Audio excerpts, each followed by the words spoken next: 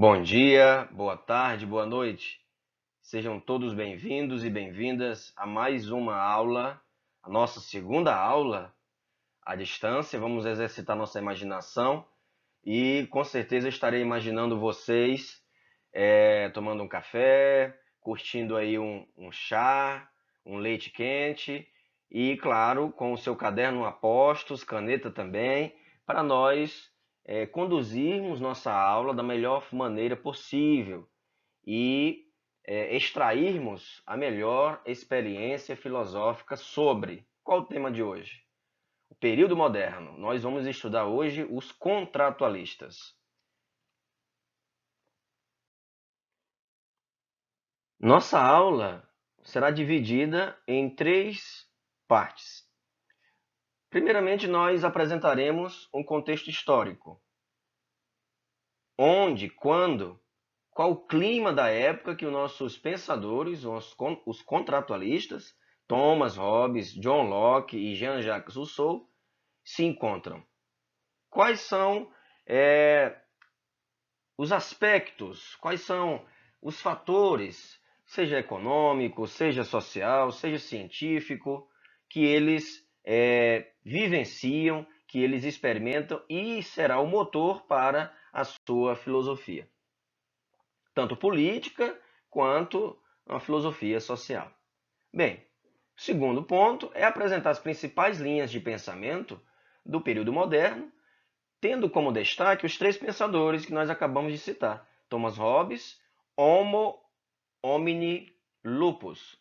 É uma grande máxima, e aí eu coloquei no latim para você já se familiarizar com esta língua, que embora muitos falam erroneamente, tem um preconceito com relação ao latim, dizendo que é uma língua morta, mas não significa dizer que é morta, que não ressurja, de certo modo, continuamente nos trâmites, nos processos, nas falas dos juristas. Tá?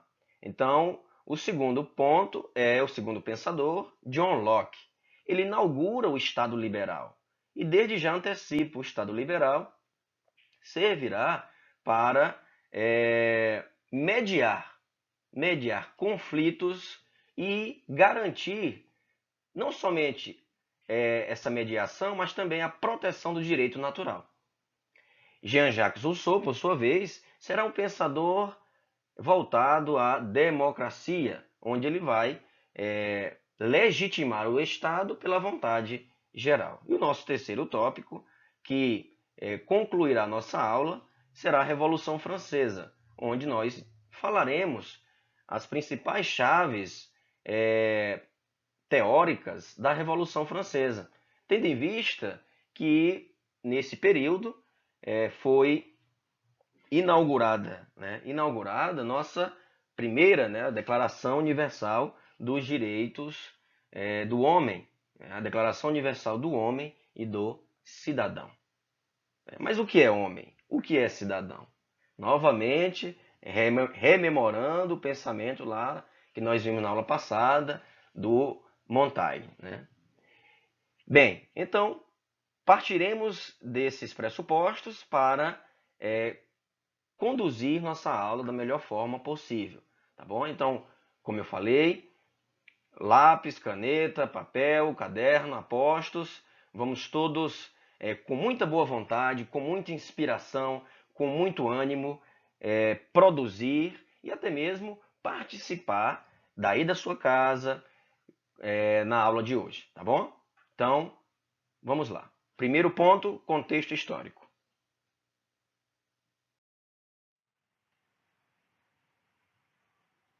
Então, continuando. Estamos no nosso contexto histórico e eu gostaria de salientar que nesse período houve uma grande efervescência no que diz respeito à ciência. As verdades absolutas, que a igreja detinha, ou seja, os dogmas, passaram a ter outro corpo, né? Então houve uma postura de abandono dessas verdades absolutas, essa busca incessante, para assim Peraí, vamos agora buscar verdades múltiplas, né? Verdades múltiplas.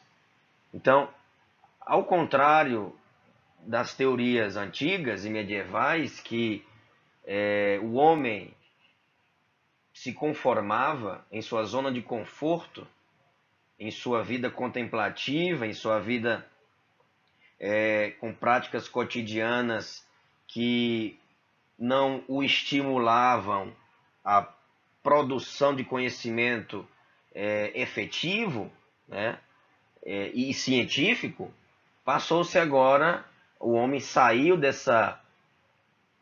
desse marasmo, desse clima gélido, para assim navegar com outros, né, com outras lentes, com outra perspectiva em nas mais diversas áreas do conhecimento.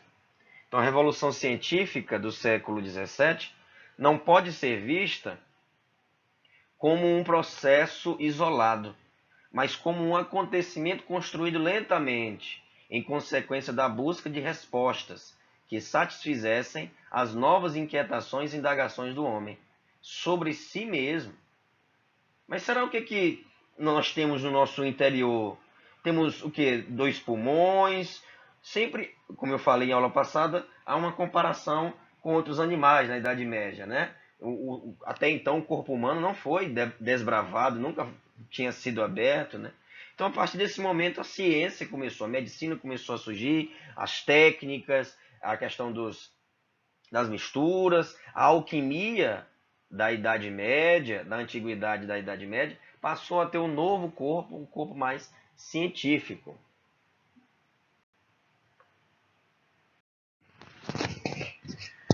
Então, vamos lá, os três grandes mestres, doutores da ciência, René Descartes, penso logo existo, a razão no centro, fundador da filosofia moderna, Galileu e a sua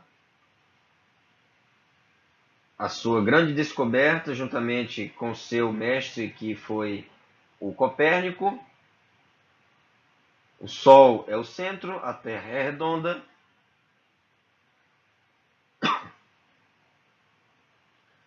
Isaac Newton.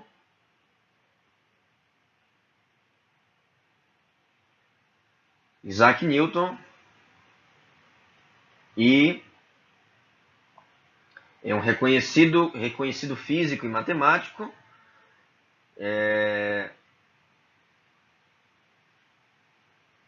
E ele contribuiu de maneira substancial e ainda contribui, né?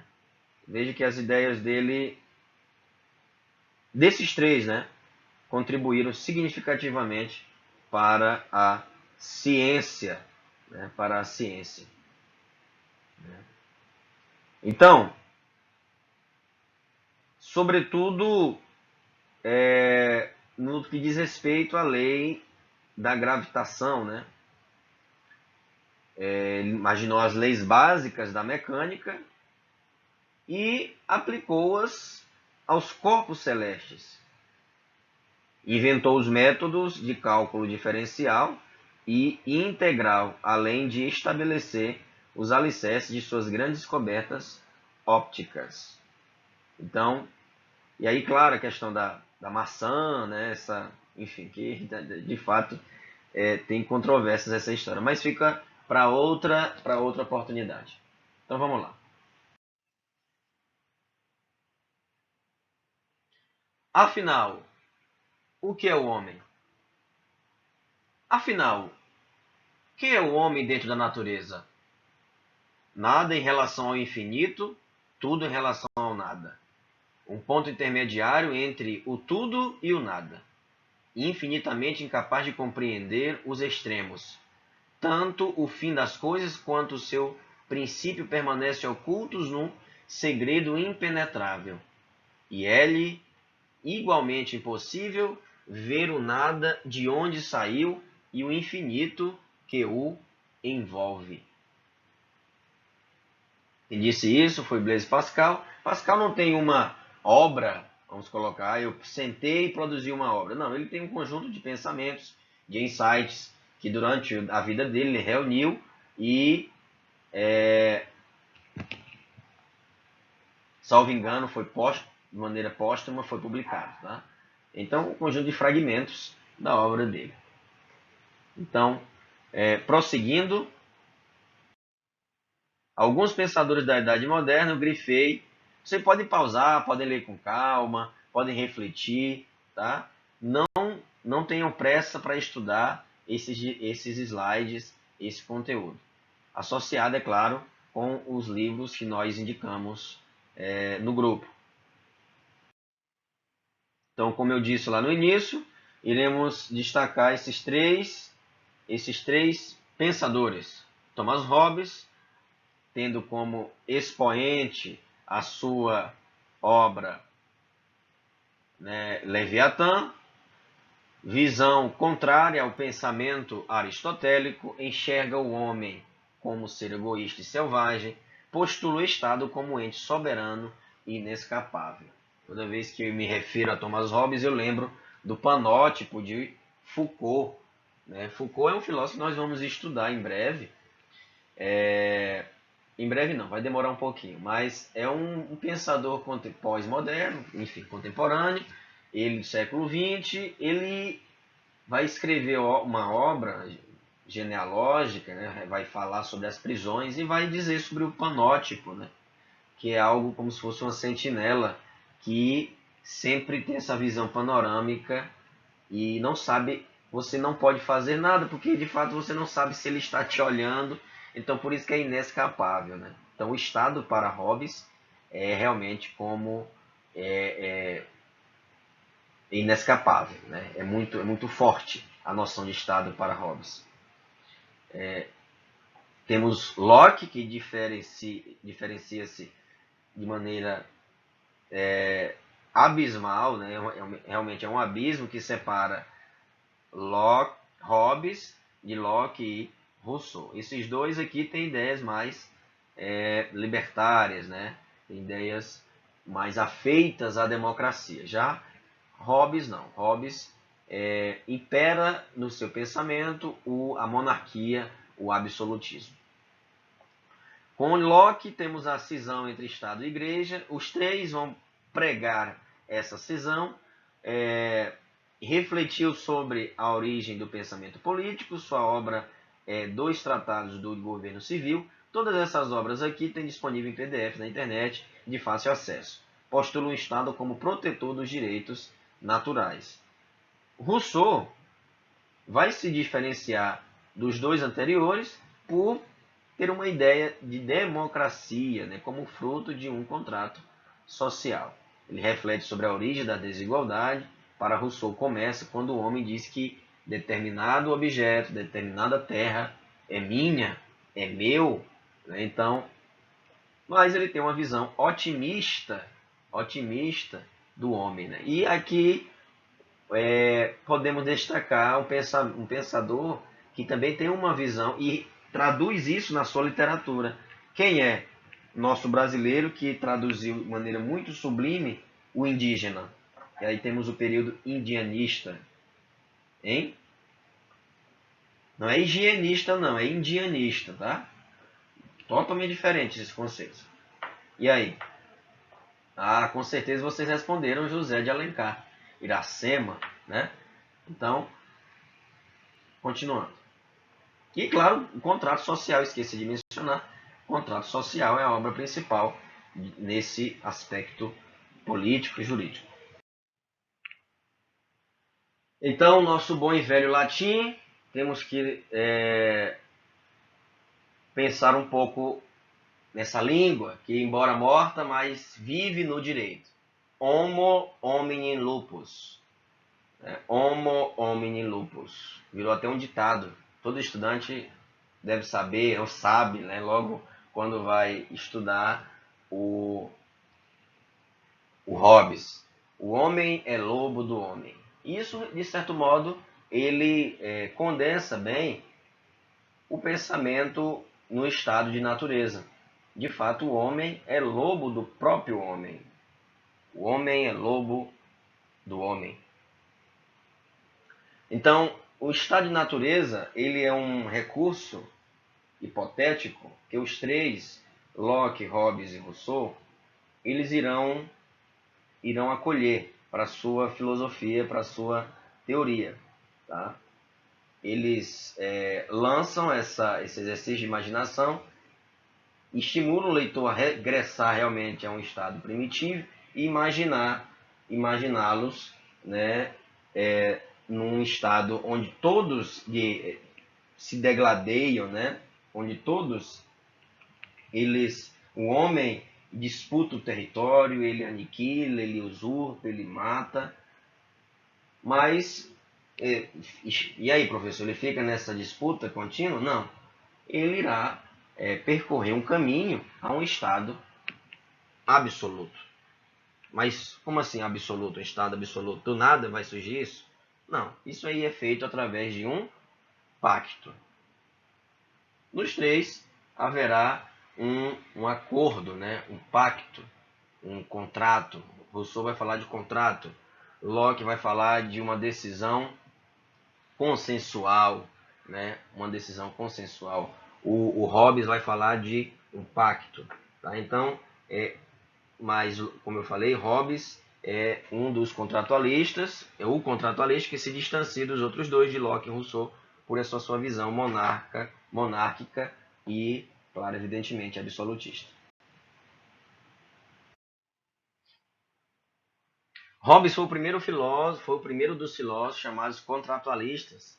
Afirmava, marquei um gole de café para molhar a goela, com certeza eu tirei um sorriso de vocês aí. Façam o mesmo, um café, um chá, um leite. Vamos lá. Afirmava a necessidade de um contrato ou pacto social para garantir a vida coletiva. Propriamente ele fala de pacto social. Bem, fundamentais para a noção, os três aspectos fundamentais para a noção de estado de natureza ou estado natural em Hobbes é o seguinte. Primeiro, a igual vulnerabilidade à violência, todos estão vulneráveis à violência. Posso estar aqui com a minha cabana, com a minha família, mas eu estou vulnerável. Ninguém garante a minha proteção aqui, ninguém garante a segurança, ninguém garante a vida, ninguém garante que eu irei dormir tranquilo, ou até mesmo que estou comendo e ninguém vai me agredir. Ninguém garante isso, né? Veja que é um exercício de imaginação. Essa sociedade existiu, podemos pensar, né? As civilizações é ótimo, as primeiras comunidades, né? Os hominídeos, podemos fazer esse exercício, né? Mas ele imagina um estado de natureza, né? Onde as pessoas estão se degladiando, as pessoas não respeitam umas às outras, e ele diz, olha, a igual expectativa de êxito na busca dos objetivos individuais. Coletividade, não existe coletividade para Hobbes no estado de natureza. A insaciabilidade dos apetites, ou seja, é insaciável, seja o apetite sexual, seja o apetite da ganância pela matéria, por possuir o que o outro detém. E, então isso é uma luta constante, por território mesmo. Em termos breves, não há no homem sociabilidade natural. Para Hobbes, viu? A vida coletiva é, antes de tudo, repressão. Se os homens fossem habitualmente guiados pela razão, limitariam o campo de suas pretensões e criariam, mediante concessões mútuas, condições de vida pacífica e segura, certo? E segura, tá? Condições de vida pacífica e segura. Então, a vida coletiva em Hobbes não existe. Não existe. Se os homens fossem habitualmente guiados pela razão, limitariam o campo de suas pretensões e criariam, mediante concessões mútuas, condições de vida pacífica e segura. Mas, como no estado de natureza eles não são guiados pela razão, são guiados por quem? Pelo quê? Pelos apetites, pelos instintos. pelos instintos, certo? Somente através de um pacto social, onde eu irei abdicar da minha liberdade em prol da paz, em prol de um Estado que aí sim ele vai me garantir a paz. Então, para Hobbes, o homem se sente atraído pelos outros homens. Contudo, essa atração natural, já anteriormente assegurada por Aristóteles, assume em Hobbes características originais, primitivas, certo? Características originais, características selvagens, tá? Então, temos aqui a natureza, os homens lutam entre si, é a guerra de todos contra todos, bello omnium erga omnis, razão pela qual o homem é o lobo do homem, homo homini lupus, é o império do mais forte. Temos a sociedade, os homens temendo a insegurança, criaram um contrato ou pacto pelo qual condicionam a convivência social. O instinto de conservação leva ao Estado ao equilíbrio social. Veja que não é pela razão, mas sim pelo instinto de conservação, o instinto de se proteger, de proteger os seus, que leva a um equilíbrio social, que leva a um Estado soberano. Temos o direito. Os homens renunciam seus direitos em favor de um parlamento ou de um monarca, disciplinando a convivência humana.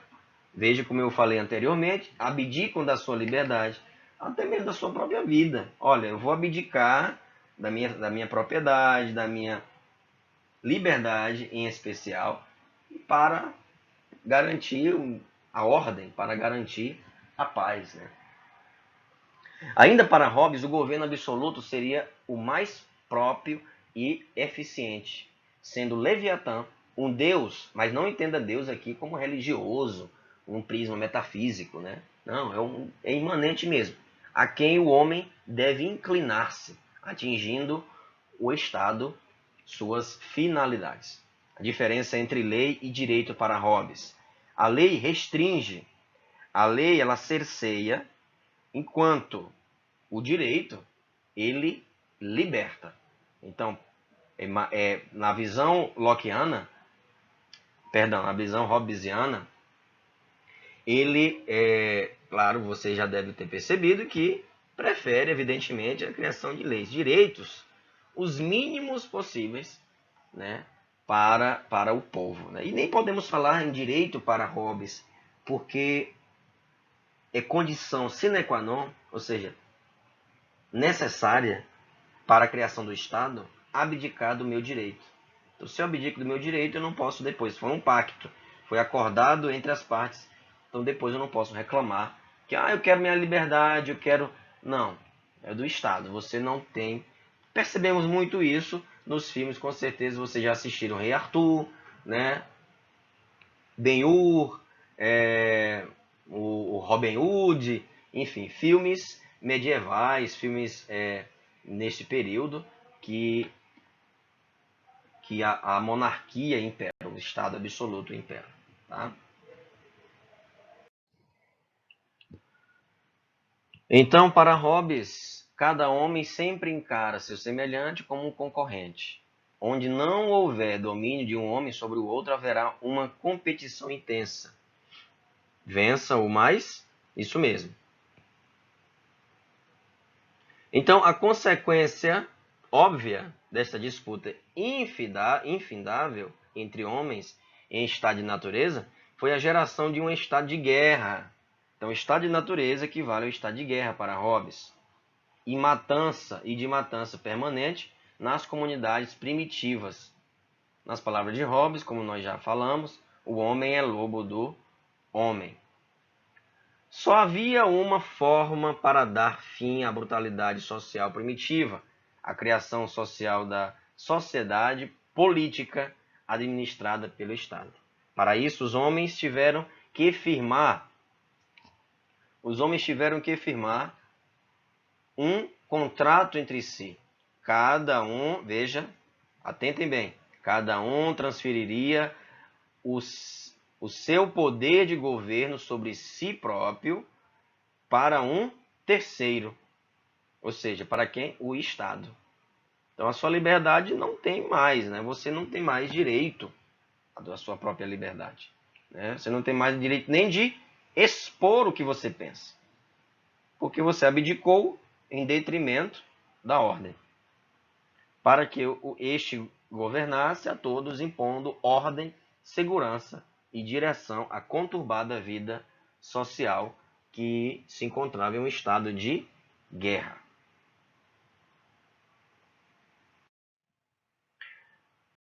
Homo homini lupus.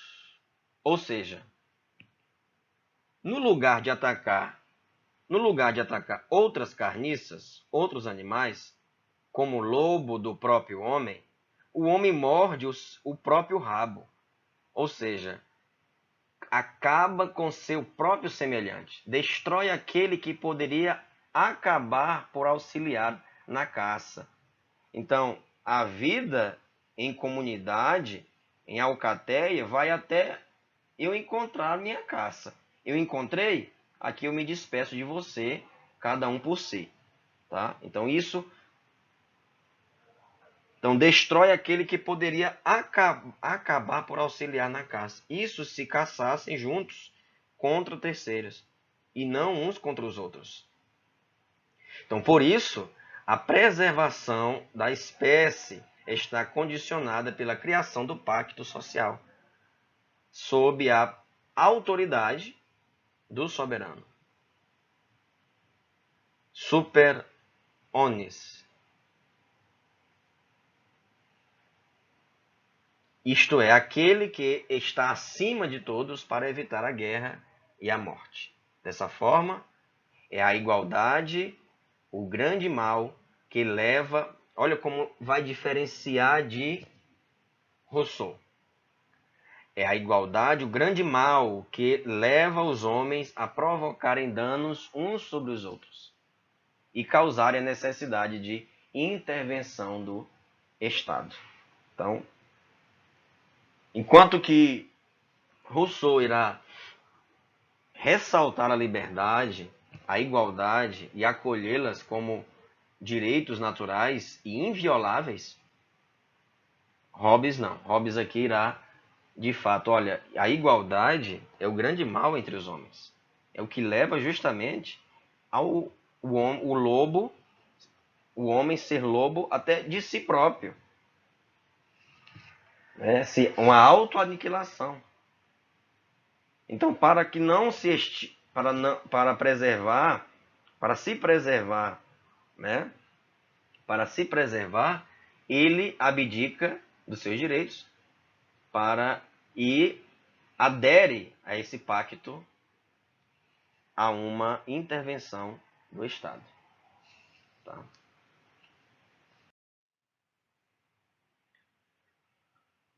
Hobbes, a necessidade do Estado soberano. Em Hobbes, a ideia de contrato só é fundante no sentido. Só podemos ver a noção de pacto social em Hobbes no seguinte aspecto. Ela corresponde à solução de todo indivíduo, que todo indivíduo poderia reconhecer pelo cálculo racional como a melhor garantia da paz. Proporciona, portanto, a justificativa mais convincente para a obediência civil. Por que um contrato? Por que um contrato? Porque em um estado natural, todo homem é livre e igual. Lembrando que nós vimos que para Hobbes, isso é o quê? É uma desgraça. É o que desgraça o homem, a sua liberdade e a igualdade. Logo, a relação entre iguais precisaria ser arbitrada por alguém. Então é necessário haver, sim, pessoas com mais poder, pessoas com autoridade, né? Ou alguma instância suprema, para assim lavrar esse acordo. Assim, é uma convenção que cria o Estado. É um acordo de vontades entre particulares, veja, entre particulares, não é vontade geral, não é vontade, uma vontade geral. Sim, eu tenho aqui o meu desejo de paz, né? Abdico da minha liberdade, abdico do meu direito até mesmo a vida, para propor que o Estado tutele. E aí então eu vou ficar sobre a tutela do Estado e assim ter a paz, a tão sonhada paz, tá? A tão sonhada paz. É um acordo de vontades e vontades, veja, é um pacto que dá início à vida civil, no sentido de abolir a guerra e a impunidade geral contra a violência. Agora o Estado irá legitimar, irá realmente sancionar leis, punir vigorosamente os delitos, as violências, enfim. Quem irá julgar? O Estado. Quem colocou ele lá?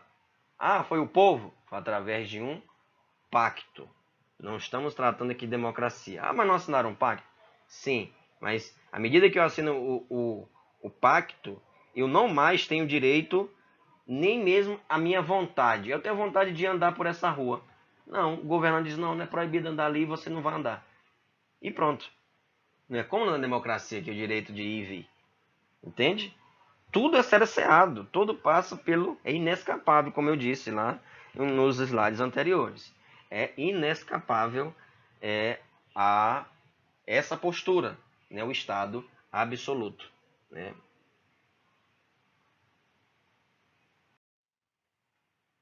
Ele tirou essa imagem do Leviatã, que aí recebe o título do livro, extraído do livro de Jó.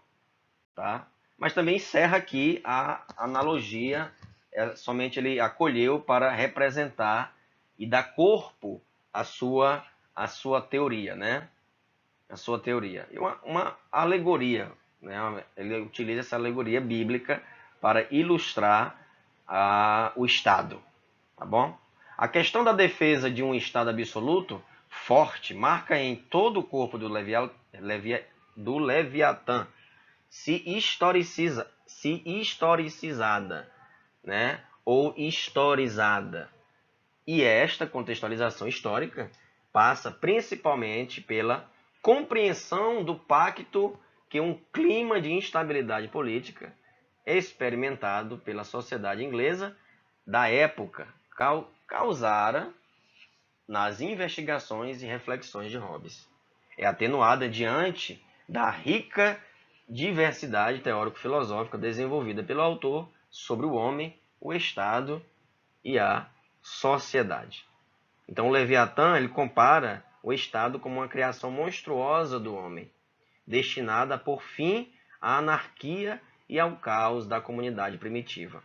E assim ele escreve no livro de Jó. Vamos lá. Seu corpo é como escudos de bronze fundidos. Em volta de seus dentes está o terror. Seu coração é duro como a pedra e apertado como a bigorna do ferreiro. No seu pescoço está a força e diante dele vai a fome. Não há poder sobre a terra que se lhe compare, pois foi feito para não ter medo de nada. Seu corpo é como escudos de bronze fundidos. Então, em outra imagem colorida, vamos observar que na ilustração, o corpo do Leviatã, o corpo do Estado, é feito pelo povo, certo? Mas o povo o povo é comandado pelo Estado. Ele não há mais vontade própria. Não há mais, porque eu abdiquei da minha liberdade. Eu abdiquei da minha liberdade em detrimento da paz. Né? Então vamos ver aqui outra imagem que mostra É muito interessante essa imagem, muito emblemática mesmo na teoria hobbesiana. Olha só, o povo e o seu pacto, né? O povo e o seu pacto. É o cetro e aí depois a espada, né? A coroa é o monarca mesmo. Ele acolhe essa, ele adota, melhor dizendo, esta postura. Nesse sentido, a ditadura de um é preferível à ditadura de todos. Então, não é como na democracia que todos são iguais. Né? Entendendo aí, claro, igualdade como equidade, tá? Mas no olhar de Hobbes, nós veremos que não há igualdade. Um comanda todos. Tá? Então, o estado violento que Hobbes mais procura se afastar. Ele procura se afastar desse estado e aí funda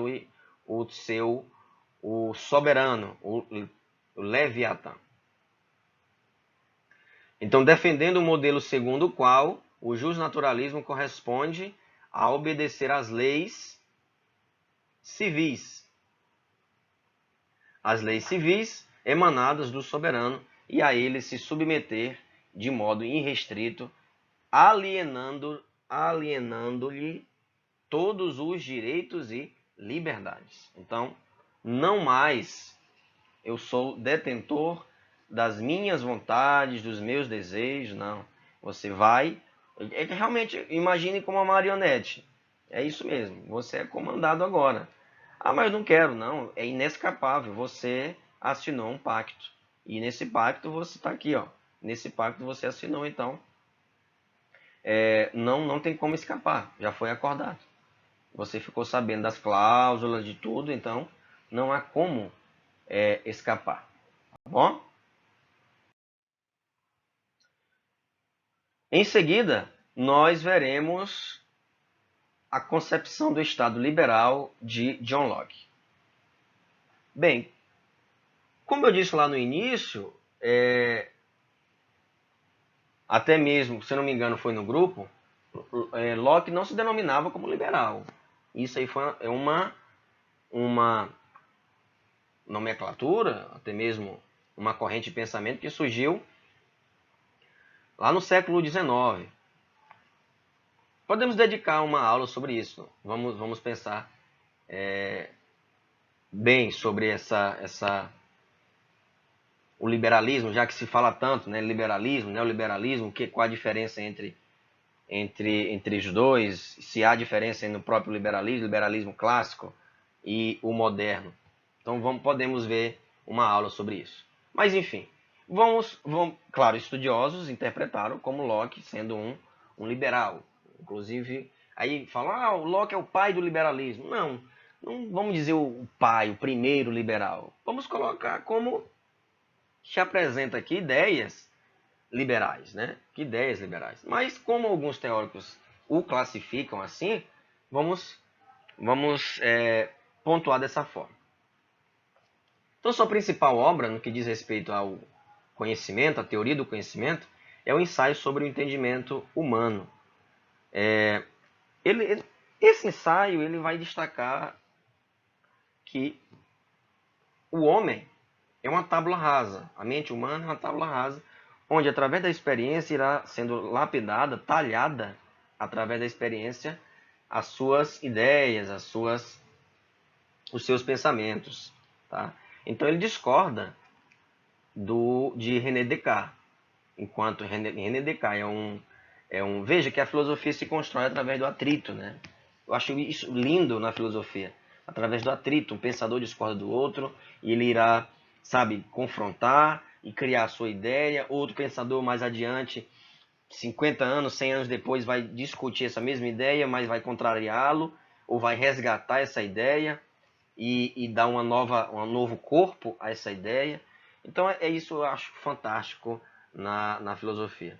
E Locke vai dizer, olha, não é assim não, Descartes. Não temos ideias inatas, inclusive o direito natural não é inato.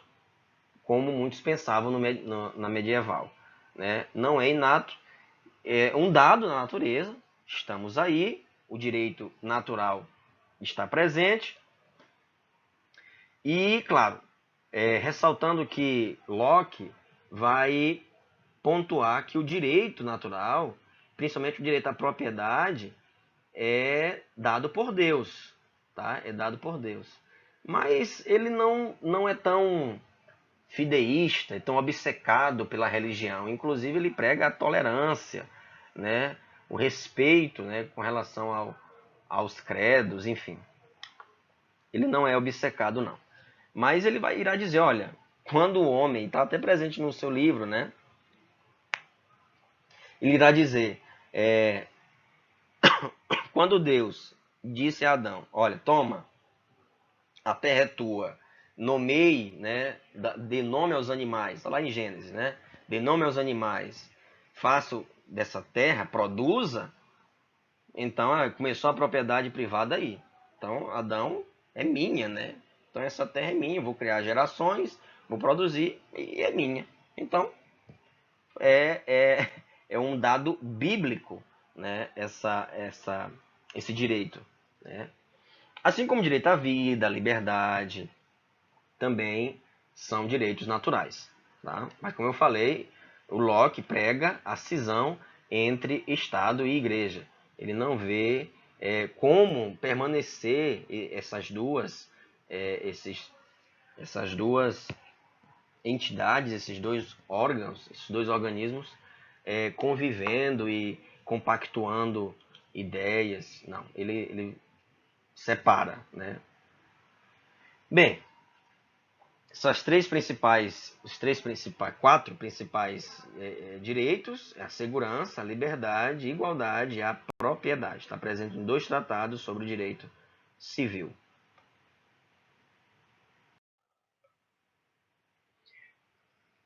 Então, assim como Hobbes, Locke também refletiu sobre a origem do poder político.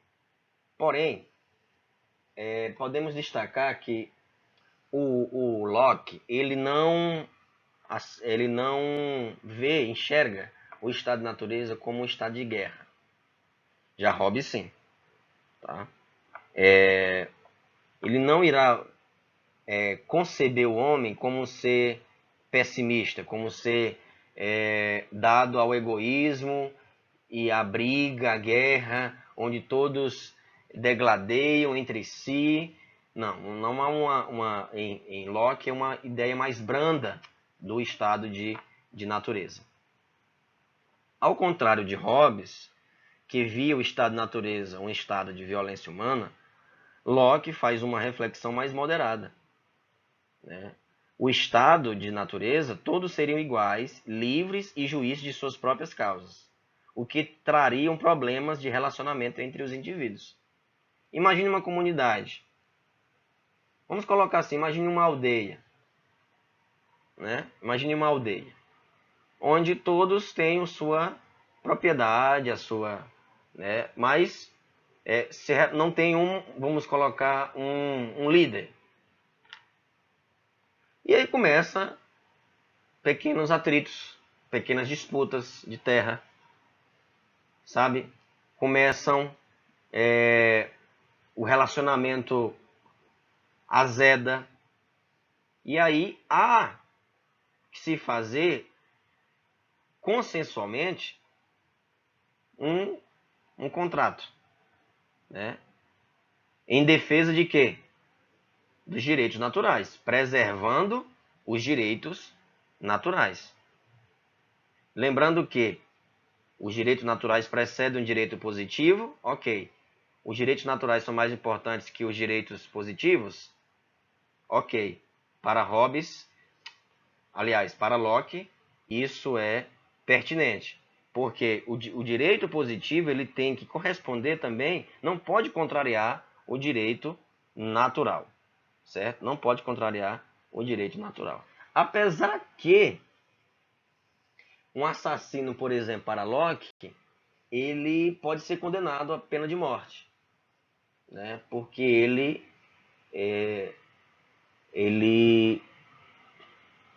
fugiu, ou até mesmo ele transgrediu a lei natural, que é preservar a humanidade. Ele matou um semelhante. Então, ao transgredir a lei natural, ele também vai receber, não é o Código de Hammurabi, não entenda assim, né? Mas uma sanção equivalente ao crime, né? Ao crime, tá? Então, ele até fala no livro, tem que ser, caso ele fuja, tem que buscá-lo, tem que percorrer, tem que incitar as buscas do assassino, realmente como se ele fosse um selvagem, né? Porque ele transgrediu a lei natural. A originalidade da obra de Locke está em sua radical defesa dos direitos naturais, né? Então, ele enxerga, não são inatos, né? Não são inatos, não mais de fácil apreensão pela razão e não podem ser desrespeitados pelo Estado civil, como acabamos de ver, com o intuito de assegurar a proteção, né? Que é instituída exatamente com o intuito de assegurar sua proteção. Então, o Estado civil ele surge em Locke para assegurar, gravem bem, o Estado civil ele surge em Locke para assegurar os direitos naturais. Lembra dos direitos naturais? Quais são?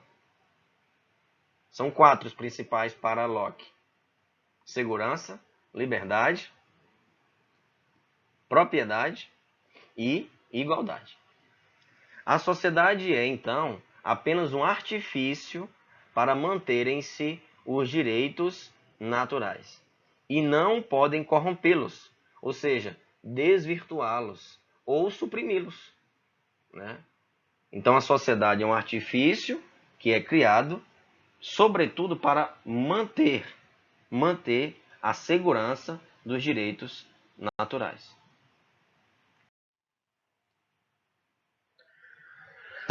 Como Hobbes, Locke constrói o cenário a partir de uma negação.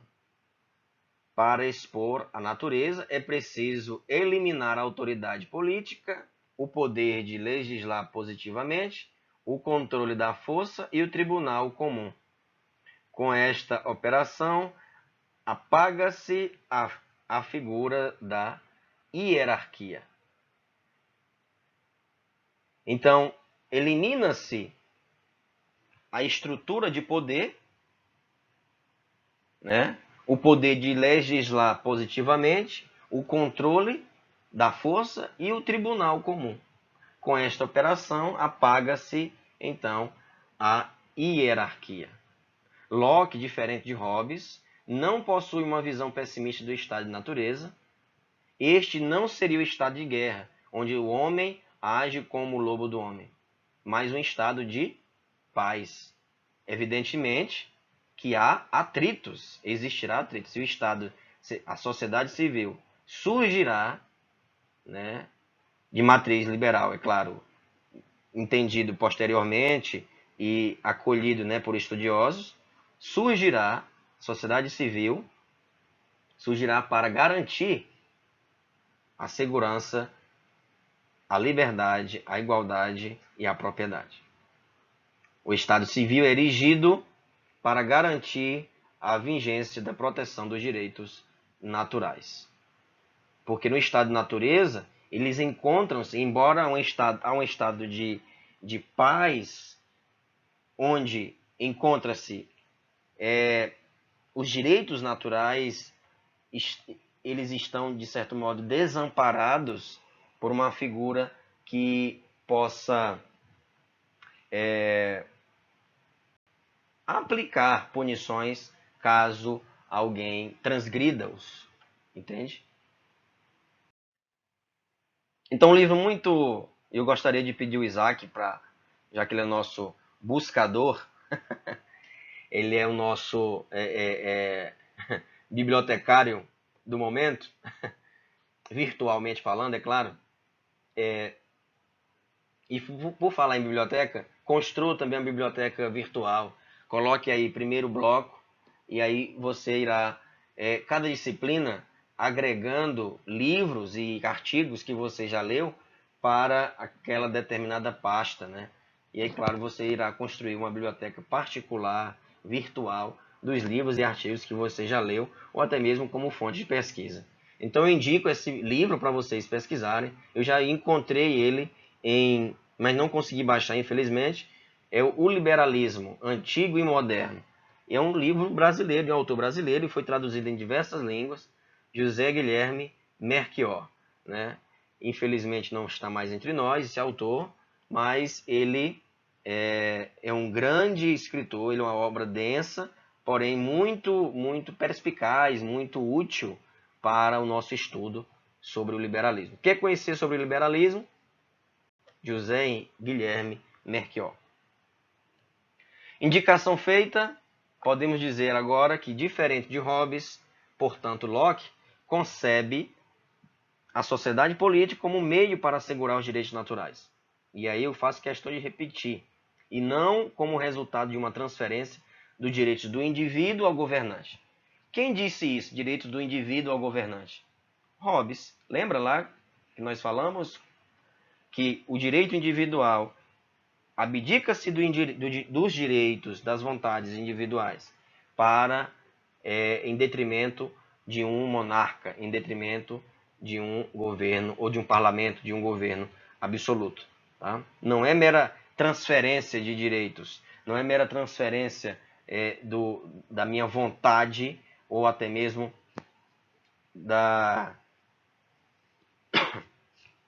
do meu querer a paz. Não.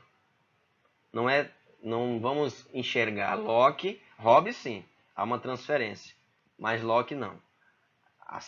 É necessário assegurar os direitos naturais do indivíduo, sim, mas isso tem que se fazer não de maneira arbitrária, mas sim de maneira consensual.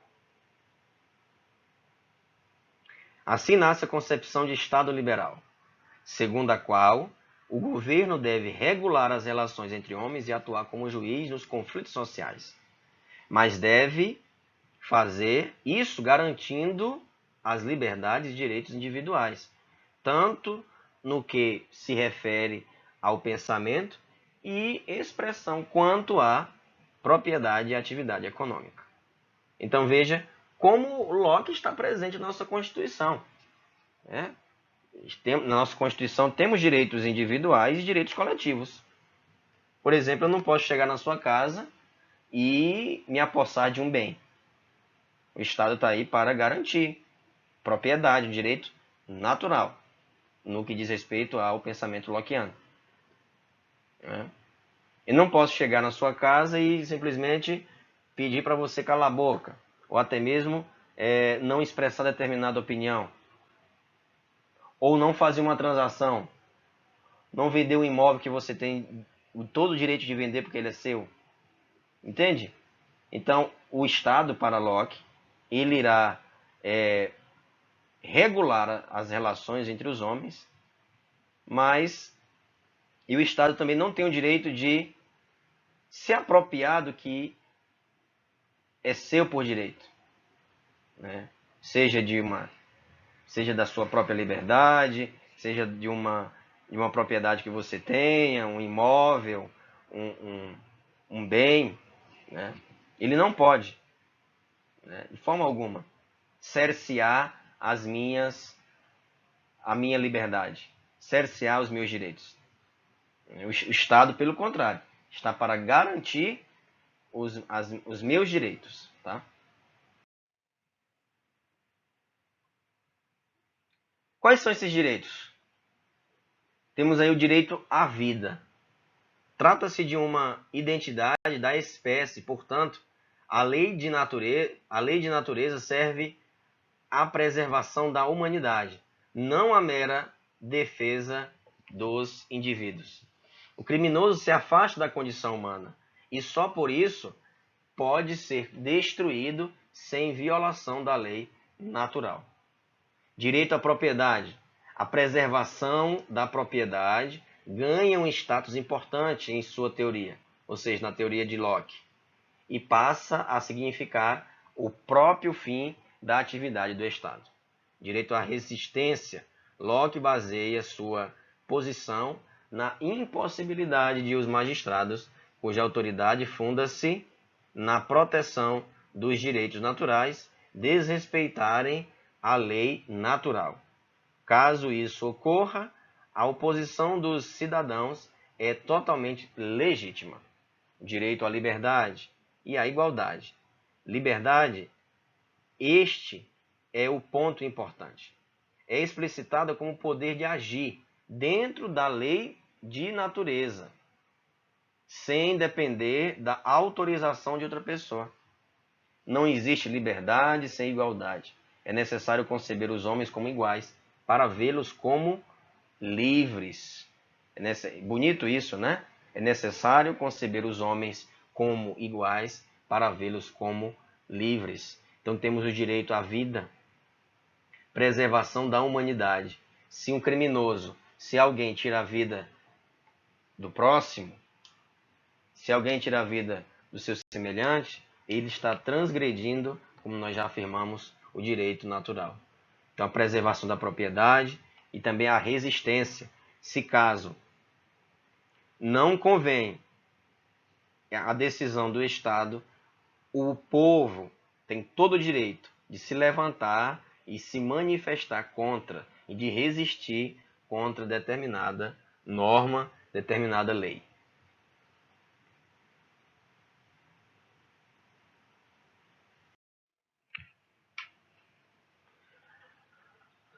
Então, algumas considerações ainda sobre o liberalismo econômico.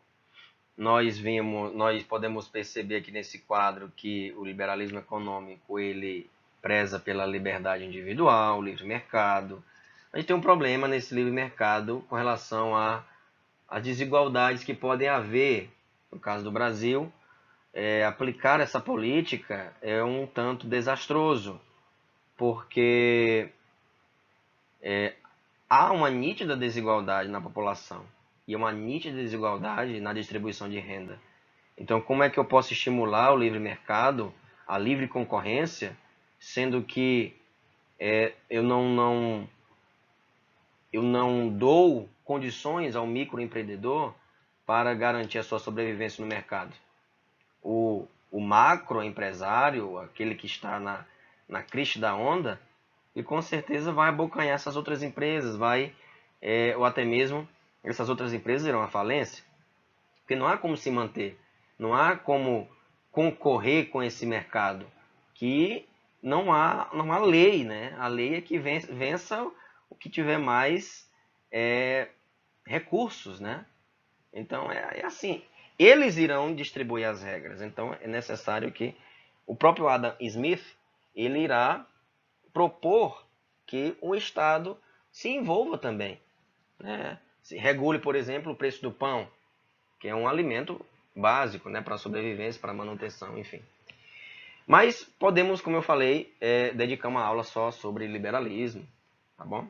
Para não estendermos e navegarmos por outros caminhos que não do direito. Mas, se bem que direito e política, vocês perceberam, tem muito a ver. Tudo a ver, né? Então vamos lá.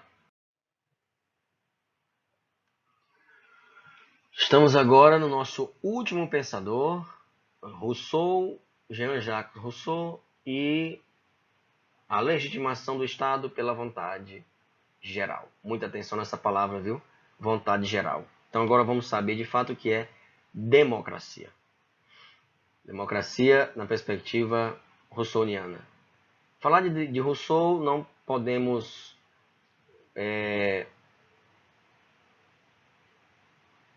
excluir desta discussão a Revolução Francesa.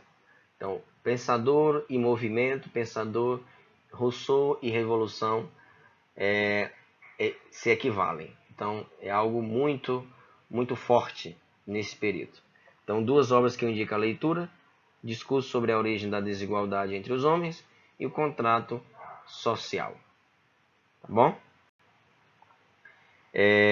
Diferentemente de Hobbes e Locke, ele é um outro pensador moderno, contratualista, mas que irá divergir dos dois. Características da obra Discurso sobre a Origem das Desigualdades.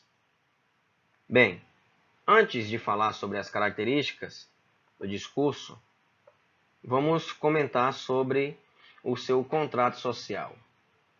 Em linhas gerais, também Rousseau irá propor uma hipótese, mas, diferente de Hobbes, ele não irá propor. Todos os dois criticam Hobbes.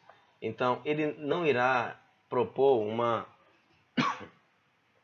Ele não irá propor uma sociedade onde o homem é rival do seu próximo, mas sim ao contrário. O homem, ele vive em comunidade, ele é um ser sociável, mas se vê desamparado no que diz respeito aos seus próprios direitos, né?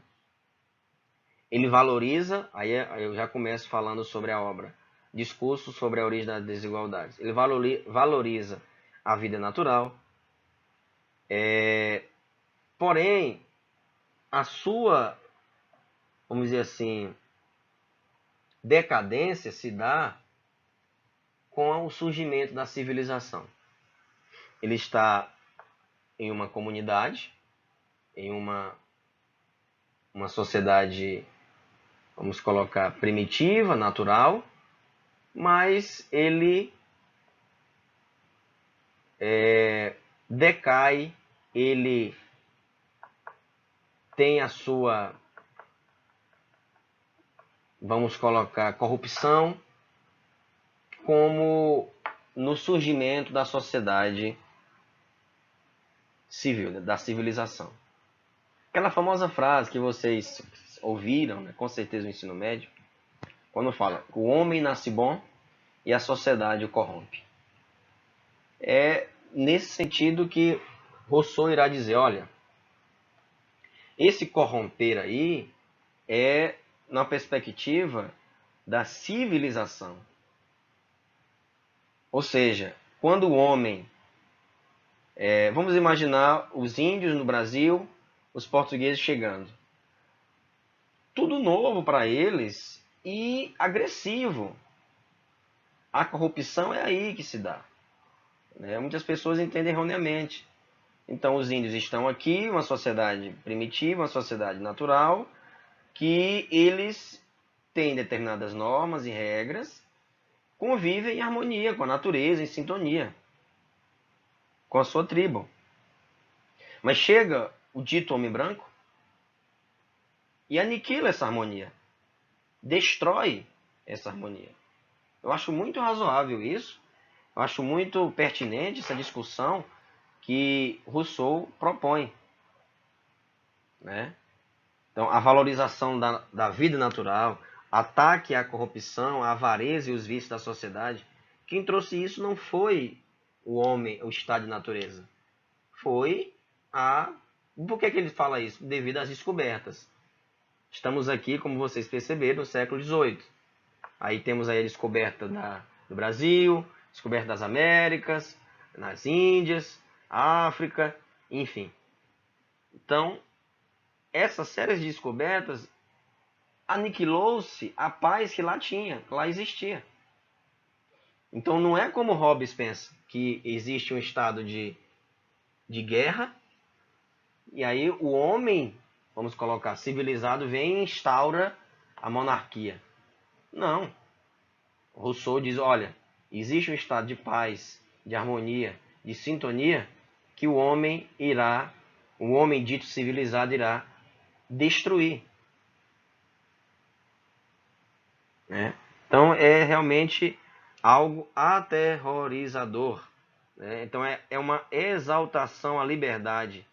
Né? Rousseau propõe essa exaltação no discurso sobre a origem das desigualdades, exaltação à liberdade que o homem selvagem teria desfrutado na pureza de seu estado natural, denunciando a falsidade e ao artificialismo da vida civilizada. Então, a vida civilizada o vestir-se com roupas de tecido, roupas luxuosas, o comer de garfo e faca, a postura ao sentar, a oração, o estilo de andar, de falar, de comportar-se. Isso tudo é artificial, são criações.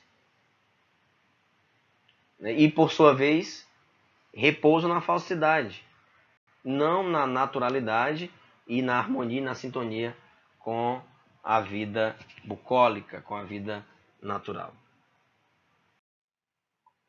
Então, Rousseau dizia que cada homem, como cidadão, somente deve obediência ao poder político, se esse puder representar a vontade geral, já que é para fundar uma civilização, pois que funde baseado na vontade geral, né?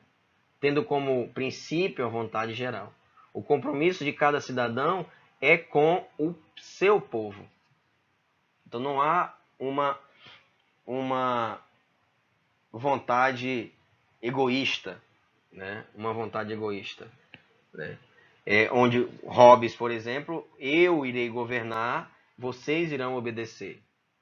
Vocês abdicam dos seus direitos e eu irei governar. Não. Somente o povo é a fonte legítima da soberania do Estado. Então, respeito às leis, obedecer à vontade geral, respeitar a si mesmo, cidadania e bem comum. São os pilares tanto da obra quanto da teoria, da obra Discurso sobre a origem das desigualdades, também está presente no contrato social. Temos aqui o contrato social, que é a obra de Rousseau. A pesquisa e a investigação russonianas não constituem numa busca de acontecimentos ou fatos, onde ele vai percorrer a história da civilização e ver onde as tribos, onde o homem exterminou, aniquilou. Não. Porque senão seria somente histórico descritivo. A teoria de Rousseau irá assentar em hipóteses, como nós já alertamos anteriormente.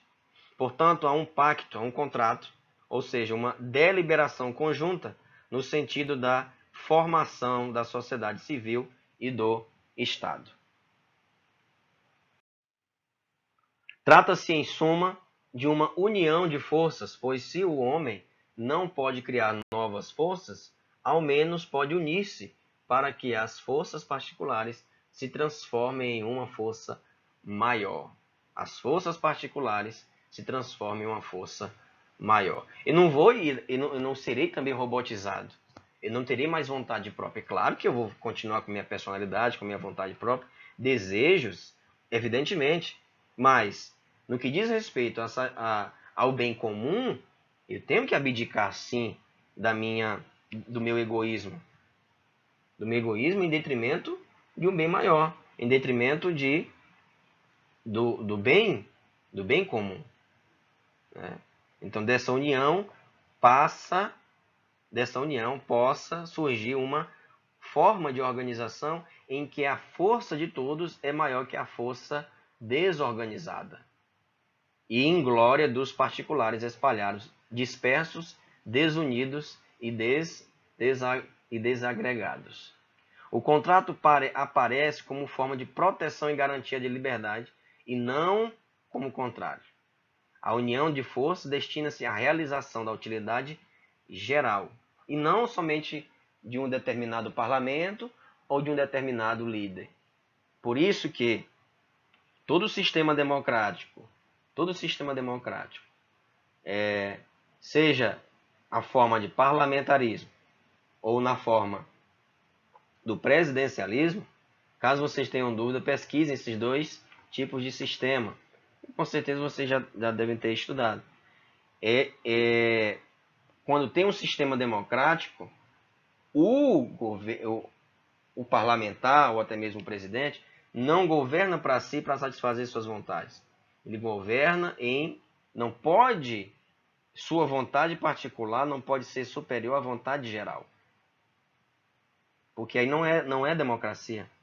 Isso é tirania, é ditadura. Entende? Então, nós devemos ampliar, nós brasileiros temos que entender o que é democracia. O que é democracia? Né? É a vontade do povo? É. Mas como se dá essa vontade? É abdicar da minha vontade particular, do meu egoísmo. Veja, egoísmo, estou falando, eu desejo estudar, desejo fazer algum curso. Não, isso é a vontade, você tem liberdade para fazer. Mas eu estou me referindo a uma ação que vai interferir, que vai afetar os outros, os demais. Então eu não posso, por mero capricho, dizer, olha, eu não vou seguir, eu não vou propor ideias, propor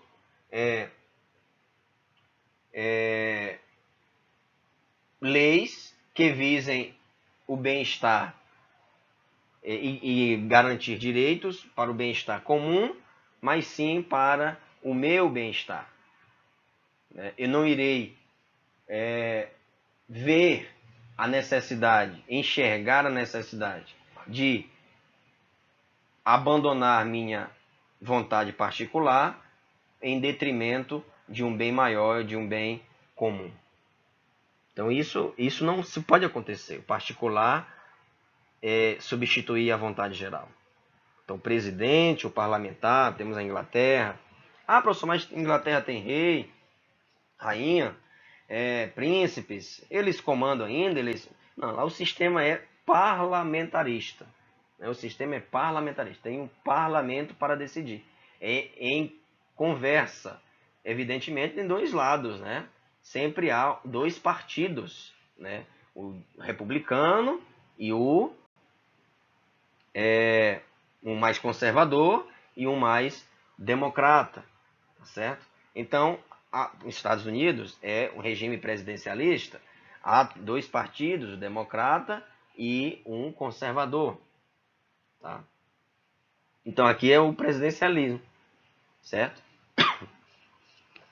Onde sempre irá se discutir não vontades, não caprichos particulares, mas sim o que é benéfico a todos.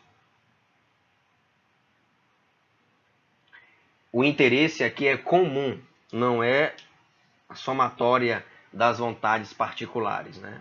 Mas que se coloca na posição de representar o interesse comum.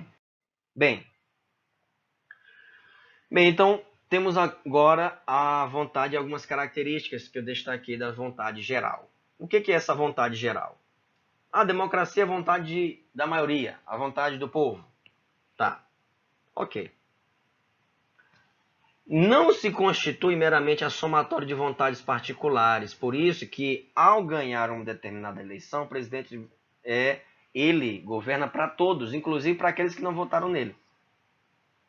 Mas que se coloca na posição de representar o interesse comum. O interesse comum, inclusive o interesse das minorias, que não votaram. Né? Mas a maioria votou em mim, então eu vou governar para eles. Sim. Mas e o direito das minorias? Irá ser aniquilado? E de quem não votou? Então tem que governar para o interesse comum. É assim que se constitui. Isso não sei o que estou falando, é Rousseau. Tá? É mais que simplesmente a vontade de todos. Uma somatória de interesses particulares. Né? Esta, ou seja, pois aquela, a vontade de todos, é o de interesse comum, o interesse público. E esta visa, ou seja, interesses particulares, visa os interesses egoístas, interesses individuais. Não está lastreada na ideia de unanimidade. Unânime. Então é todos. Não. Evidentemente que numa democracia deve haver discordância. Eu julgo até para ser democracia, e vamos ver no curso de Humberto Bobbio, para ser democracia é necessário que haja contrários, é necessário que haja discordância. Ela não é geral por ser unânime, por não haver discordância. mas por nela estarem contadas todas as ideias, todas as contribuições, todas as discordâncias que participam formalmente do todo do sistema. Então, a democracia é uma vontade unânime? Não. É uma vontade geral, que ela não é unânime, há discordância, há contrariedade, porém, o critério para definir a vontade geral é a participação de todos, independentemente se eu voto a favor ou se eu voto contra. Participação de todos com a formação de um consenso da maioria. É claro que aí a maioria tem força. Não, mas não significa dizer que nós iremos desprezar e descartar a minoria. Porque em outro momento ela pode ser também maioria. Tá entendendo? Ela pode agregar também ao consenso. E o consenso é feito do contrário também. Porque para chegar ao consenso houve essa disputa entre ideias. Compreendeu? Ok. Direitos naturais e direitos civis. Veja, nós estudamos direitos naturais e aí Rousseau é o último contratualista, evidentemente, mas desse período, porque irá haver John Rawls irá ser signatário desse movimento contratualista também. Direitos naturais e direitos civis. Os direitos naturais, e Rousseau é isso que eu queria te dizer, Rousseau é o último justnaturalista. Os direitos civis somente surgem após o advento do contrato social. Hobbes, Locke, Rousseau, direito civil só surge, ele surge com o advento do pacto ou do contrato. E sempre nos dois, Locke e Rousseau, tem que corresponder ao direito natural. Não pode haver discordância. Né? Por exemplo, nosso exemplo. Não pode haver discordância, por exemplo, o Brasil criar uma lei que agride um direito natural presente na Constituição, que é a vida, por exemplo. Vou dar um exemplo de lei. Um projeto de lei chamado Escola Sem Partido. Ele agredia o direito natural. Qual era? Liberdade. Liberdade do professor, liberdade de cátedra, do professor lecionar. De expor sua opinião política, de propor debates em sala de aula, expondo pensamentos contrários. Entende? O professor iria ser simplesmente um expositor de conteúdo. Não iria ter crítica, não iria ter reflexão. Entende? Propunha um estudo apartidário. Mas não existe isso. Todos nós temos partidos, pessoal. Né? Cabe decidirmos se os nossos partidos terão a justiça, terão a liberdade, terão a honestidade como princípios. Certo? Então, este é um projeto que não vingou, porque agride a liberdade, agride o direito natural. No sentido de... Hoje em dia não se fala mais de direito natural, vamos colocar, né? No dia a dia, mas sim direitos humanos. Tá? Direitos humanos. E vamos ver daqui a pouco como se dá esses direitos humanos. O pacto social é ele mesmo o fundamento da existência do que é construído pelo homem e não se encontra na natureza. Então, o pacto social não se encontra na natureza, mas é construído pelo homem. Tá? A corrupção humana dá-se para Rousseau no segundo momento. No primeiro momento temos lá o estado de natureza, né? E a partir de quando, ou seja, a partir de quando a sociedade se constitui e o homem deixa sua solidão natural. Então a civilização, o seu artificialismo, eles agregam valor, de certo modo corrompe mas chama para conviver, mas que seja uma convivência democrática, que seja um sistema democrático. Formado todo, ninguém tem direito sobre ninguém, senão o Estado sobre seus membros. Mas não na visão como o Hobbes colocava, né? O Estado como autoritário. Não, aqui o Estado não tem a posse da minha liberdade. Né? Eu não dei para o Estado a minha liberdade. Senão eu vou me escravizar.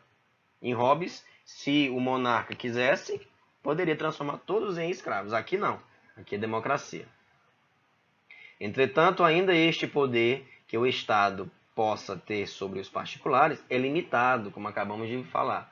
Calculado, mensurável, não ilimitado, não é incalculável e não é inescapável, não é invencível, certo? Lembra lá de Hobbes? É inescapável. Aqui não. Aqui eu posso ir e vir, posso falar, posso comprar, posso gastar. Eu sou livre. Evidentemente que eu tenho que arcar com as minhas consequências, certo? Dos meus atos. Agora, sim, passa um novo posicionamento filosófico, político, jurídico, tá? Então, vivemos uma sociedade. Então, vivemos numa sociedade primitiva, saímos dela, né, onde todos somos bons, para adentrarmos no artificialismo da sociedade civil. No artificialismo da sociedade civil.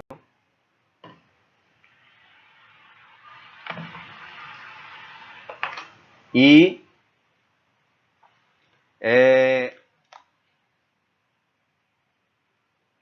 mandou uma água aqui. Então, saímos para dentro do estado de natureza, onde somos bons, estamos ligados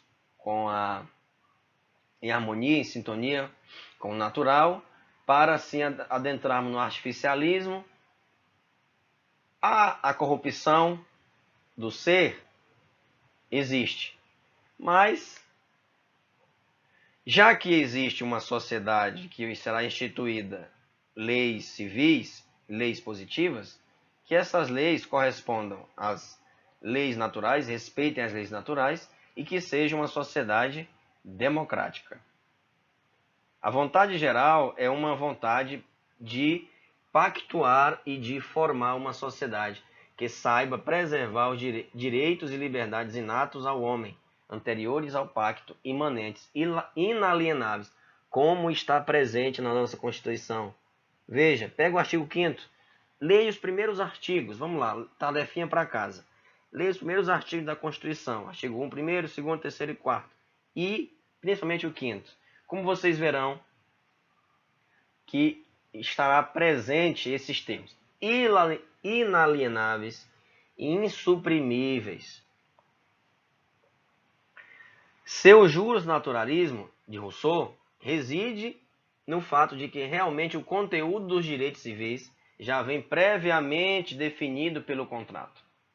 Há um contrato social? Mas nesse contrato social não pode ser à la volonté, como vamos colocar que devemos ter uma sociedade democrática.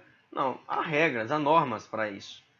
Por isso que o fundamento de toda lei deve ser a noção de justiça, para não correr o risco de alguém imbuído pela corrupção desse artificialismo civilizatório, imbuído pela corrupção desse artificialismo civilizatório, utilizar de má fé para se beneficiar. Por isso que terá que corresponder a noção de justiça. Então, estamos no último tópico da nossa aula, Revolução Francesa, Declaração Universal dos Direitos Humanos. Aqui eu expus o caput da Revolução Francesa, da Declaração, São 17 artigos. Outra tarefinha para casa é ler, tá? Leia esses artigos, pare, leia a Declaração Universal de Direitos Humanos. Por que eu tenho que ler? Olha, pessoal, a nossa Constituição, a base da nossa Constituição está aqui, né? Fazer exercício muito perspicaz, você poderia fazer o seguinte, pegar a nossa Constituição e comparar, né, a nossa Constituição, os direitos fundamentais, com individual e coletivo, direitos individuais e coletivos, com esta declaração. E você verá como tem influência, como recebe influência dessa declaração. E olha que foi de 1789, né? A Revolução Francesa ela durou entre os anos aí de 1789 a 1799. A abolição da monarquia, mas surgiu a democracia secular radical, né, que houve, até alguns críticos falam, estudiosos, foi mais autoritário do que a própria monarquia.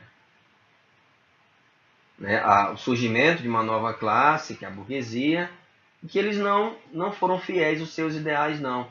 Eles não foram fiéis aos ideais de liberdade e igualdade, principalmente, e fraternidade. Eles traíram esses ideais, né?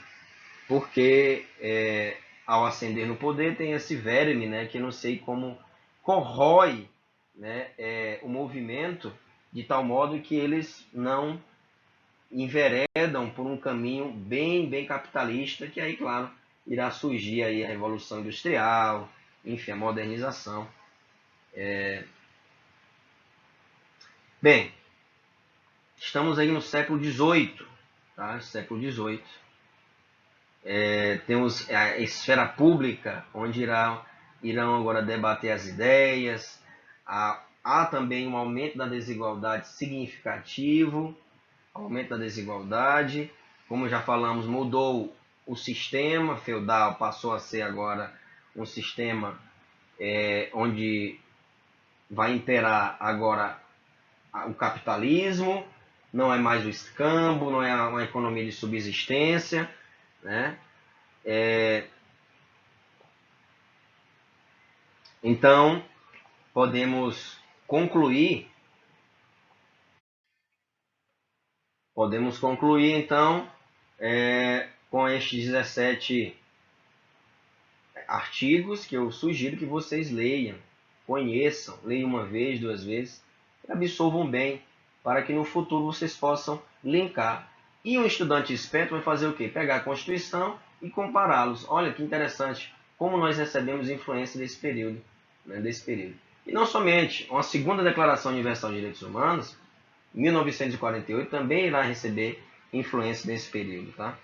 Então, revisite a história lá, né, que você pode ter esquecido algum dado, nesse período da Revolução Francesa, que é extremamente importante. Agora, a crítica na esfera pública irá surgir, né? A esfera pública agora irá retomar o seu ideal de discussões, de debate, sabe, um vigor tremendo, né?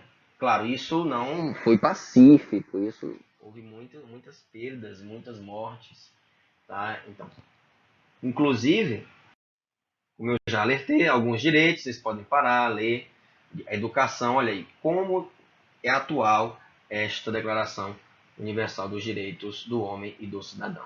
Como eu falei do homem e do cidadão, também fala sobre a ideologia religiosa, o credo, é bem flexível, não há uma religião oficial do Estado, as religiões pregam a tolerância e não desviem os cidadãos de seus deveres cívicos, né?